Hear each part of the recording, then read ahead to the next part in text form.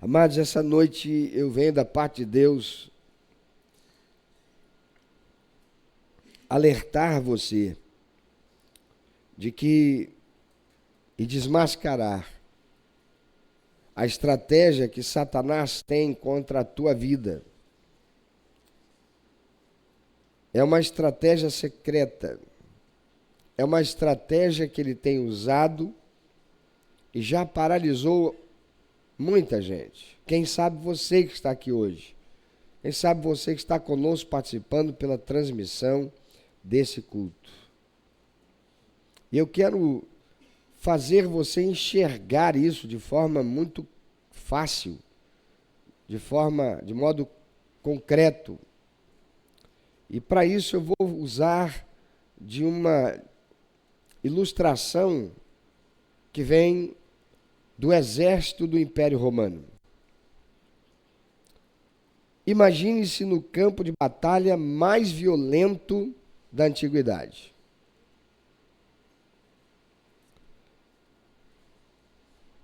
À sua frente, você ali é um soldado de um determinado exército, de um determinado povo. E à sua frente está a temida legião romana, conquistadora de tantos e tantos povos e regiões.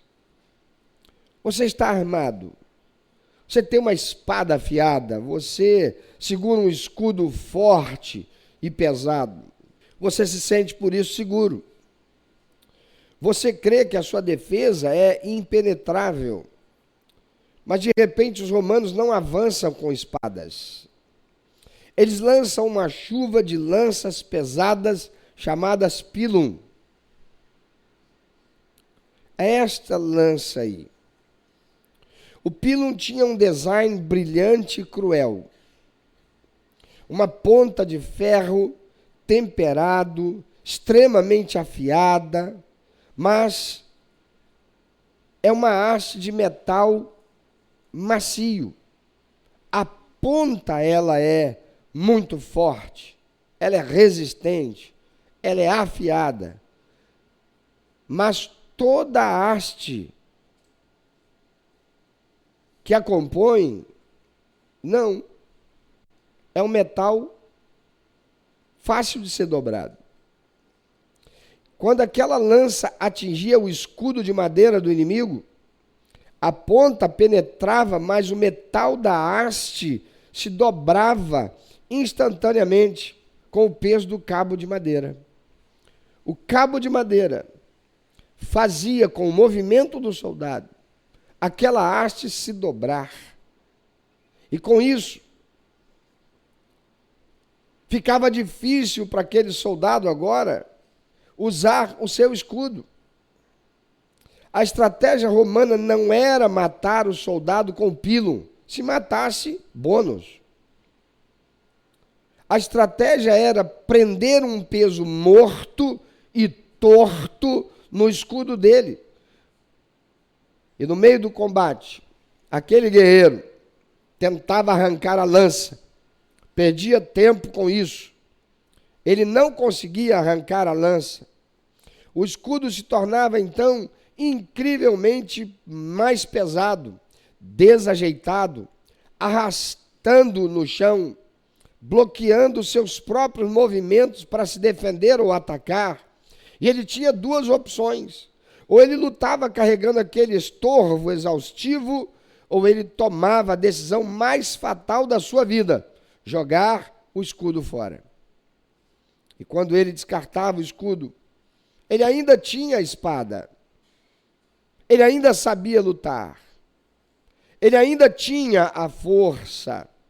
Mas ele estava completamente exposto, sem o escudo, com a infantaria inimiga já muito mais próxima dele, que estava lutando com aquela adversidade para se ver livre dela e decidindo o que fazer.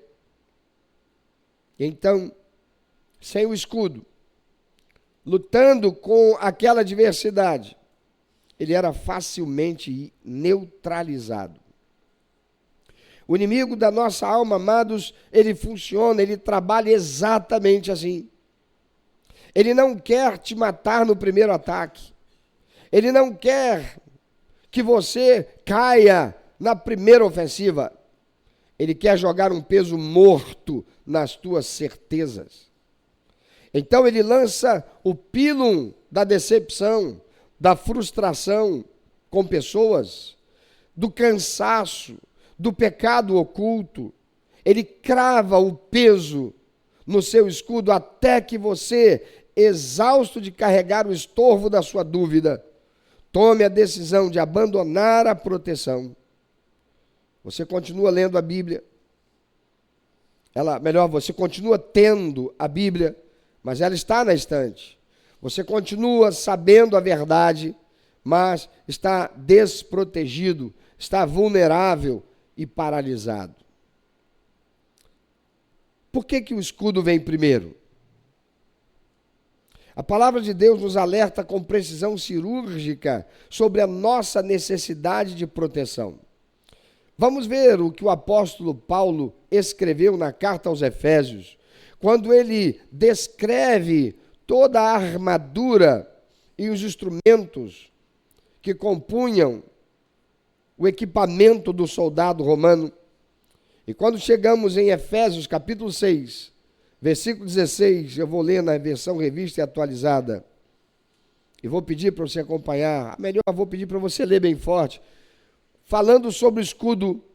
Quando ele menciona o escudo do soldado romano, ele faz uma analogia, ele faz uma alegoria. Leia comigo o que ele fala a respeito do escudo, que diz ele: traçando sempre o escudo da fé, com o qual podereis apagar todos os dados inflamados do maligno. Podemos ler mais forte, mais uma vez? Embraçando sempre o escudo da fé, com o qual podereis apagar todos os dados inflamados do maligno. Embraçando sempre o escudo da fé. Reparem na ordem mecânica da armadura. O texto diz: embraçando sempre o escudo da fé. E logo depois, no versículo 17, ele fala sobre a espada do Espírito, que é a palavra de Deus. Amados, a fé não é um sentimento flutuante, ela é o seu escudo. Ajude quem está do teu lado, alerte-o. A fé é o seu escudo. A fé é a declaração concreta de em quem está depositada a sua confiança, a sua segurança, a sua esperança. É o reconhecimento prático de que Deus é único, eterno e verdadeiro. O que acontece quando você retira o escudo da fé? Você fica fragilizado. E aqui está o grande engano que tem mantido muitos crentes, muita gente que ama Jesus, muita gente que diz eu amo a Deus, mas estão aprisionados. Você acha que por ter o conhecimento da verdade, por ter a espada, a palavra de Deus, você está seguro. Mas preste atenção. Ter a verdade, a palavra de Deus, sem ter fé, te transforma num alvo estático, parado. Você conhece a palavra, sabe o que é certo, sabe o que é errado, sabe o que Deus exige, mas a sua estrutura interna está tão machucada, exposta, que você não tem forças para levantar a espada. Você se torna incapaz de avançar com eficiência, porque precisa usar a própria força de ataque para tentar se defender desesperadamente. O estresse da exposição drena a sua energia. O livro de Provérbios descreve perfeitamente esse estado de esgotamento de quem teve o escudo neutralizado. Provérbios capítulo 24, versículo 10, diz: se te mostras frouxo no dia da angústia, a tua força é pequena. A frouxidão aqui não é covardia. É o cansaço mecânico de quem tentou carregar o escudo pesado demais sozinho, longe do exército, e acabou desabando. O erro daquele soldado é o isolamento, é o afastamento. Quando o pílum da vida atinge o nosso escudo e nós nos sentimos incapacitados, o maior erro que o ser humano comete é isolamento. Diz para quem está ao teu lado, não fique só. É o maior erro. O afastado, ele pensa, quando eu estiver forte, eu volto para a igreja. O não crente pensa, quando eu consertar a minha vida, então eu entro para a igreja. Eu vou ser um cristão. E isso é suicídio estratégico. No exército romano, quando o escudo de um soldado era danificado, ele não saía correndo para a floresta sozinho para se esconder, não. Porque ele não conseguiria fugir. Então o que ele fazia? Ele dava um passo atrás e ele recuava uma linha. Por quê? E para quê? Porque os soldados das fileiras laterais, de trás, eles se aproximavam tanto que os seus escudos cobriam um homem que estava vulnerável agora, sem o seu escudo. Eles formavam uma fortaleza chamada testudo. Esta formação era chamada testudo, que em português significa tartaruga. Amados, a igreja, o corpo de Cristo, foi desenhada exatamente para isso. E aqui nós precisamos alinhar a nossa linguagem com a verdade bíblica. No reino de Deus, nós não somos voluntários. Você é crente, você ama Jesus, você é filho de Deus, você já obedeceu a ordenança do Senhor Jesus, você já foi batizado, você está no corpo de Cristo, você é membro integrado da igreja de Jesus, então diga, eu não sou voluntário. Eu sou servo de Jesus. Mas se você não é membro da igreja, isso é mentira. Não é mentira para mim, é mentira para você mesmo. Vivemos num tempo em que as pessoas estão vivendo alijadas da verdade. Tudo está sendo deturpado. Agora a mulher não é mais mulher, é pessoa que gesta. Tudo está sendo retirado do seu significado, porque isto é estratégia de Satanás na sociedade que já se corrompeu, para corromper todo o resto, inclusive levar os verdadeiros servos de Deus, os cristãos, a se acovardarem e a aceitarem a normalidade daquilo que é errado, ou o que é errado como normalidade. Você só é servo se você já entregou sua vida para Jesus, recebeu como único, eterno, suficiente Salvador e fez uma aliança de tê-lo como Senhor da sua vida, obedeceu a sua ordenança, foi batizado e está no corpo de Cristo, na membresia do corpo de Cristo. No reino de Deus nós não somos voluntários. O voluntário serve quando quer, quando se sente bem, quando o escudo está leve. A Bíblia nos chama de servos. Em lugar nenhum na palavra de Deus, nos evangelhos, há possibilidade para se chamar o crente de voluntário. E isto é uma narrativa, isto é mais uma expressão que tem entrado dentro da igreja, corrompendo o valor, tornando normalizado aquilo que é errado, tirando da verdade para construir algo que é uma mentira aceitável, que massageia o ego, que constrói uma estrutura de empresa, quando nós devemos ser a igreja de Jesus, o corpo vivo de Cristo. O servo, ele serve por dever, ele serve por amor, ele serve por submissão, ele serve por consagração, ele não serve para se aparecer, ele não serve para ter um lugar de destaque, ele não serve para ser um líder que se expõe e é reconhecido pelos outros e recebe tapinha nas costas e recebe ovação e tem sua foto colocada como o voluntário do mês. O servo não. O servo serve por dever. Servo serve por amor, servo serve por submissão, servo serve por consagração, e a verdadeira igreja de Jesus é formada por servos. Tem servo aqui? Adoração verdadeira, amado, só existe quando expressada através da consagração da oferta material, do serviço à causa do evangelho, desinteressado de ganho. Ah, quantos são crentes membros da igreja que dizem: eu sou servo, mas não está servindo para nada. Se bobear, nem dizimista é. E se é dizimista, não está fazendo coisa alguma, a não ser a obrigação de alguém que assumiu, ou diz ter assumido, aliança com Cristo.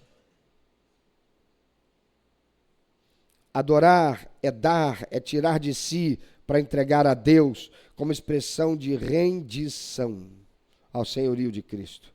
Quando você compreende que é um servo, você entende que a sua vida está ligada à carga do seu irmão. O problema dele é meu. Se a farinha é pouca, meu irmão primeiro. A dor dele me incomoda. A dor dele me incomoda não para me afastar, mas para eu me aproximar dele e ser bênção na vida dele. Meu carro é para servi-lo. Meus recursos são para servi-lo. Meus talentos são para servi-lo. Eu sirvo a Deus servindo o meu irmão, servindo o meu próximo. Olha o que a palavra nos instrui na carta do apóstolo Paulo aos Gálatas, capítulo 6, versículo 2, quando ele diz: levai as cargas uns dos outros, e assim cumprireis a lei de Cristo. Ah, mas como eu conheci crente?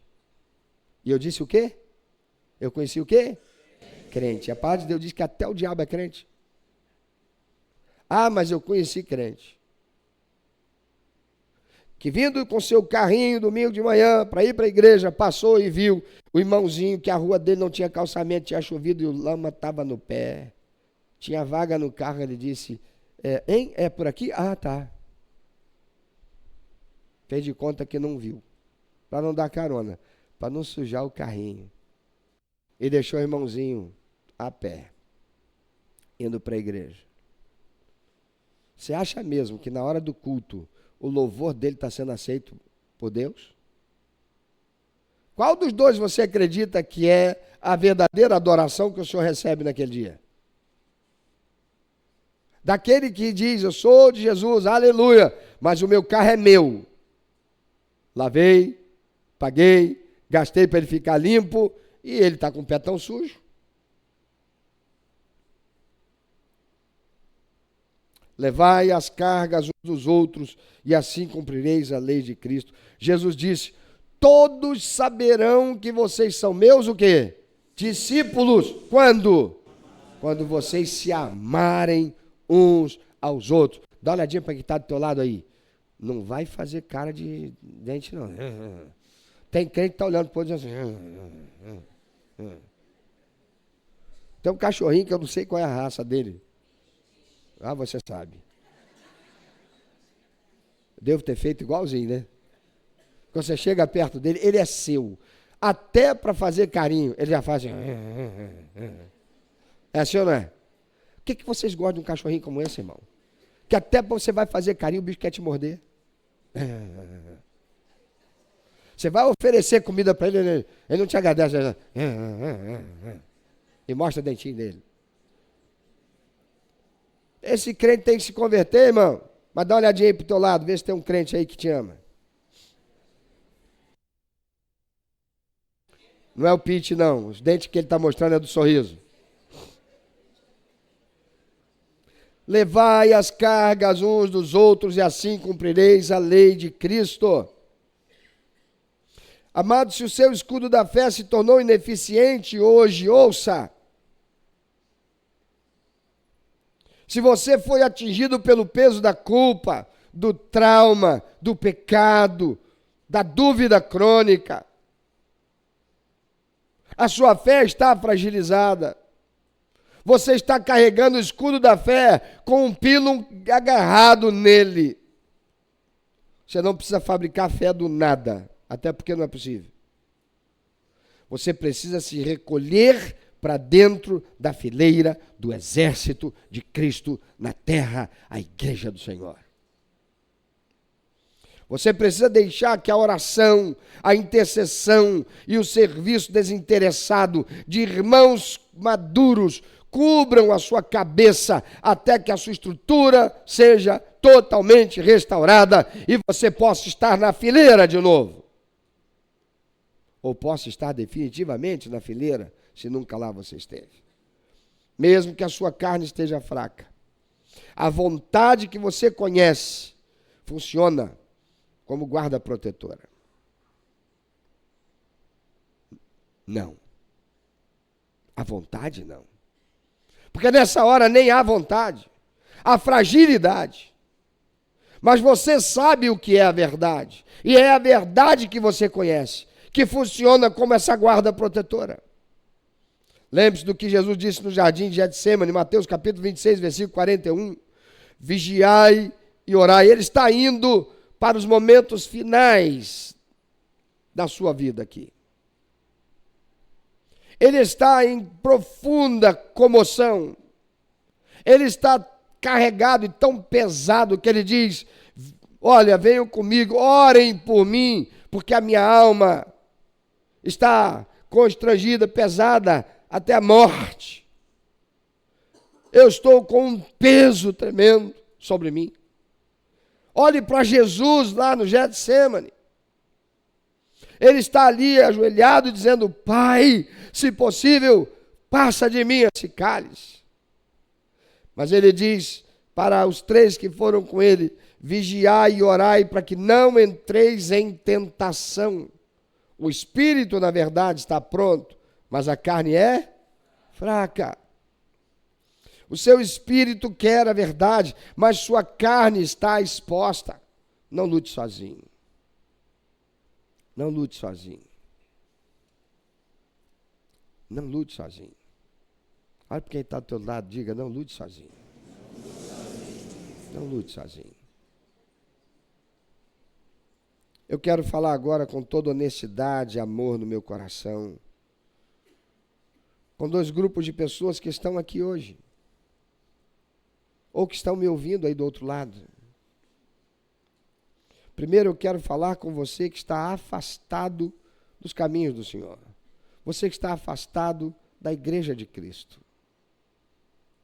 Você conhece a palavra. Você tem a espada da verdade guardada na sua memória. Quem sabe está aí dentro do teu celular e você nem a tem usado. Mas você a conhece, sabe que é a verdade. Você sabe o caminho, você sabe os louvores, você sabe a doutrina. Mas um dia, um pílon te atingiu. Talvez tenha sido a decepção com alguém que deveria ser seu irmão de armas. Talvez tenha sido um pecado que se arrastou e fez o seu escudo pesar 1 tonelada. Talvez tenha sido o cansaço de tentar parecer forte o tempo todo. Você se sentiu tão pesado, tão hipócrita ou tão exausto, que então você disse: chega, eu não consigo mais carregar isso. E você jogou o escudo da fé no chão, e você se afastou da igreja, você se afastou da comunhão com o corpo de Cristo, você se afastou de Cristo. E desde o dia em que você jogou o escudo fora, você tem vivido com medo, desprotegido, sabendo a verdade, mas incapaz de praticá-la. Você está sangrando na alma porque tentou lutar sozinho. Deus me mandou aqui hoje para te dizer que a linha de batalha está aberta para você voltar. Está aberta para você voltar.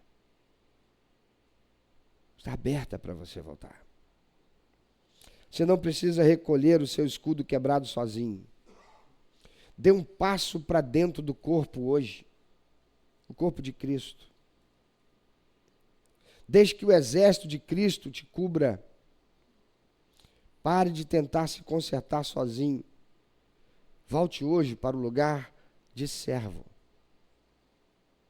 do qual você nunca deveria ter deixado. E segundo, eu quero falar com você que ainda não entregou sua vida para Jesus. Você que se considera um não crente. Você se considera até um crente, mas você ainda não fez uma aliança, uma decisão de entregar a sua vida a Cristo Jesus e servir a Ele por toda a tua existência, convicto da salvação e da vida eterna, que somente é possível pelo sacrifício que só Ele poderia fazer, sendo perfeito e inocente, e fez para pagar o preço de remissão total da tua dívida de pecado. Você tem olhado para a vida e tentado se defender com a sua própria inteligência, com o seu dinheiro, com a sua força de vontade ou com a sua filosofia de vida. Você acha que tem o controle. No fundo da sua alma, nas madrugadas, quando o silêncio aperta, você sabe o quão frágil você está.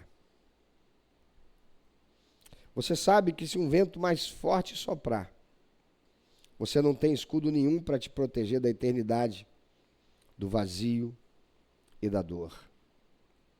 Você passou a vida toda ouvindo falar da verdade, mas nunca experimentou a proteção da fé. Hoje Jesus está te estendendo não apenas um escudo, mas uma identidade.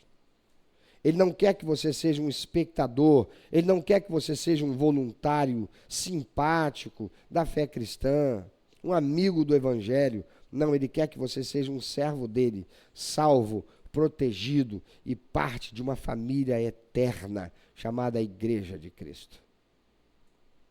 Salmo 91, verso 4, nos dá uma promessa extraordinária para quem decide se entregar a essa proteção. O Senhor diz: Ele te cobrirá com as suas penas e debaixo das suas asas te confiarás. A sua verdade será teu escudo e broquel. Aleluia. A verdade dele quer ser o teu escudo hoje. Pensa um pouquinho sobre isso.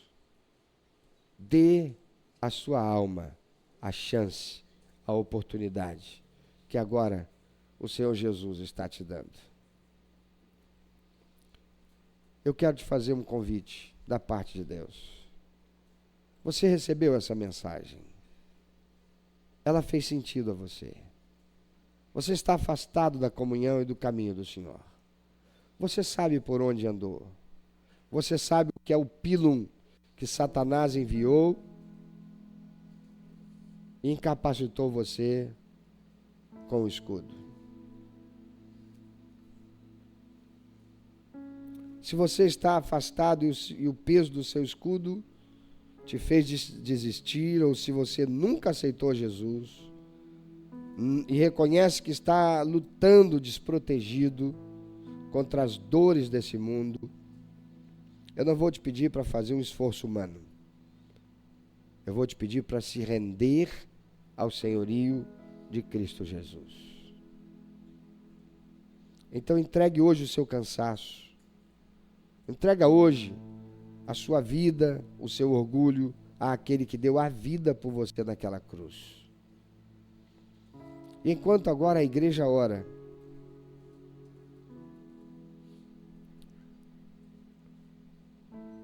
se você quer voltar para o Senhor,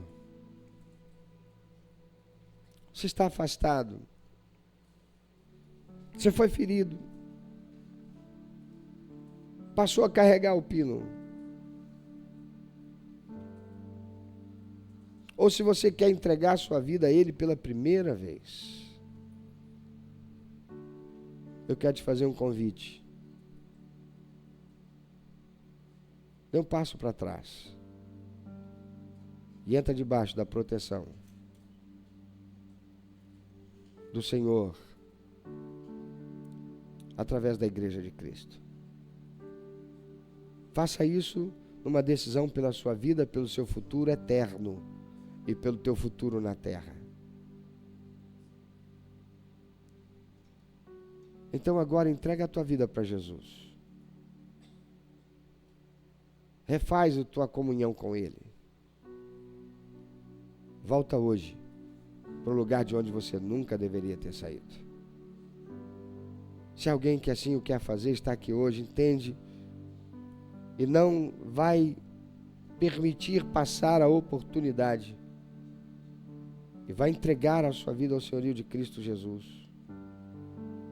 Quer estar debaixo da cobertura espiritual da igreja,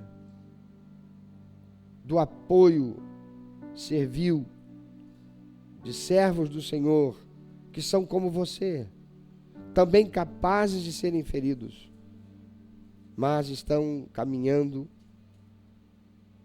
enfileirados no exército de Cristo. Sendo o corpo de Cristo chamado a igreja, lugar de vida, lugar de proteção, de acolhimento, lugar de aprendizado, lugar de treinamento, lugar de capacitação para as batalhas da vida. Então dê um passo à frente hoje. Venha para a retaguarda do corpo de Cristo. Deixe-nos levantar os nossos escudos por você hoje. Tem alguém aqui? Levanta bem alto o seu braço e diga: eu quero que levantem os escudos por mim hoje. Onde você estiver, levanta bem alto o seu braço. Amém, glória a Deus. Tem mais alguém? Tem mais alguém que quer dizer: eu quero, eu preciso, eu reconheço, eu preciso estar debaixo do escudo. Eu preciso que vocês me cubram com o escudo da fé hoje. Levanta também o seu braço, onde você estiver. Onde você estiver. Eu vou orar com você e nós vamos te abraçar e nós vamos te receber. Você não vai mais estar sozinho. Você não precisará mais caminhar sozinho. Nós estaremos ao seu lado. Você poderá contar com a família de Deus, a igreja de Cristo. Se você está afastado, volta hoje. Volta hoje. Não deixe passar essa oportunidade. Salmo 91 diz: aquele que habita o esconderijo do Altíssimo, à sombra do Onipotente descansará. Não é possível descansar à sombra do Onipotente sendo quem visita. Você pode continuar e será sempre muito bem-vindo todas as vezes que você visitar esse lugar. As portas estarão sempre abertas para acolher você e te receber, e você participar conosco do culto. Mas até quando você será apenas aquele que visita, sem poder fazer valer para a sua própria vida a promessa do Senhor, que diz: descansará à sombra do Onipotente? Porque esta promessa é para quem foi tornado filho de Deus. E filho habita na casa do Pai. Aquele que habita o esconderijo do Altíssimo, à sombra do Onipotente descansará. Não aceite a mentira de Satanás, esse engodo maldito, acreditando que você também é filho de Deus, sem você nunca ter recebido Jesus como teu único, eterno, suficiente Salvador. Porque se você diz que crê em Deus, mas não conhece o que Deus diz a seu próprio respeito, você tem sido um refém da ignorância que Satanás tem se aproveitado para manter amarrado a esta mentira, arrastando-a para ser carregada numa religiosidade até o fim da vida, que conduzirá para a eternidade separado de Deus. Não por outra razão, a palavra do Senhor diz, no Evangelho de João, capítulo 1, que Jesus veio para os que eram seus, os seus não o receberam, mas a todos quantos o receberam, a estes, aqueles que o receberam, foi dado o poder de serem tornados filhos de Deus. Ninguém nasce filho de Deus. Todos nascemos criaturas criados por Deus. Filho de Deus somente é aquele que é remido, aquele que recebeu, aquele que fez aliança, entregando a sua vida para Jesus. A sociedade diz que é casado aquele que resolve morar com outra pessoa. Isso é outra mentira. Porque a própria lei do nosso país diz que casamento é para aqueles que pegaram as suas certidões de nascimento, foram até o cartório e ali foram tornados um ente novo social, chamados marido e mulher, casados sob a lei.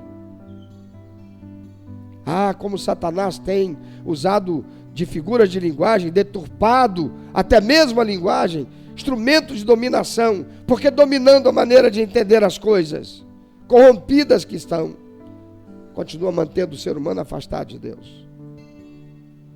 Só é tornado filho de Deus aquele que recebe Jesus como seu único, eterno, suficiente Salvador. Você nessa noite quer entregar sua vida para Jesus, quer ser tornado filho de Deus. Isso não é uma prerrogativa de uma igreja, de uma denominação, de um pastor. Isso é a palavra de Deus. Só é tornado filho de Deus, filha de Deus, quem recebe Jesus como seu único, eterno, suficiente Salvador e Senhor. Mas se você diz: eu recebi Jesus como meu Salvador, mas Ele não é Senhor da sua vida, você também continua enganando-se a si mesmo. Porque não se pode aceitar a meia verdade. A verdade, ela é completa. Só Jesus pode salvar. Mas se Ele não for Senhor da sua vida, você não pode ter verdadeira salvação. Isso é muito mais do que você apenas ser membro de uma igreja, porque ser membro da igreja não salva ninguém. O próprio Senhor diz: há muitos que são chamados, mas poucos são escolhidos. Nem todo aquele que me chama de Senhor vai entrar no reino do céu. Isso não significa dizer que isso dá a você ou a qualquer pessoa a prerrogativa de permanecer afastado, alijado do corpo de Cristo, fora da igreja do Senhor. Porque se há gente que pode estar na igreja como membro do corpo de Cristo, se dizendo: eu sou de Jesus, aleluia, não entrará no céu, porque Jesus conhece o coração, isso não significa dizer que é prerrogativa. Você pode não permanecer no corpo de Cristo? Não. Por que não? Porque você não pode estar casado e morando fora do seu cônjuge, separado dele, porque isso não é casamento. Mas se você tem uma verdadeira aliança com o Senhor, ser membro do corpo de Cristo, que é a igreja, é consequência dessa aliança. E você sozinho é um alvo fácil para Satanás. Sozinho você estará sempre carregando, arrastando um pílum de Satanás fincado na sua vida e impedindo você de viver a vida de paz, de equilíbrio e de satisfação, a verdadeira prosperidade que só Jesus Cristo pode dar. Você não quer também hoje levantar e sair do seu lugar e tomar a decisão de seguir Jesus, de entrar para as fileiras do exército de Cristo? Você que está ferido e foi assim ferido e se afastou, você não quer voltar hoje para o lugar de onde você nunca deveria ter saído e firmar-se com o Senhor? Nós estaremos aqui para te abraçar. Nós estamos aqui para isso, para receber você, para ajudar você, para proteger você, para acolher você, para sermos o corpo de Cristo vivo na terra e sermos instrumento de Deus para abençoar-nos uns aos outros. Sai do seu lugar e vem.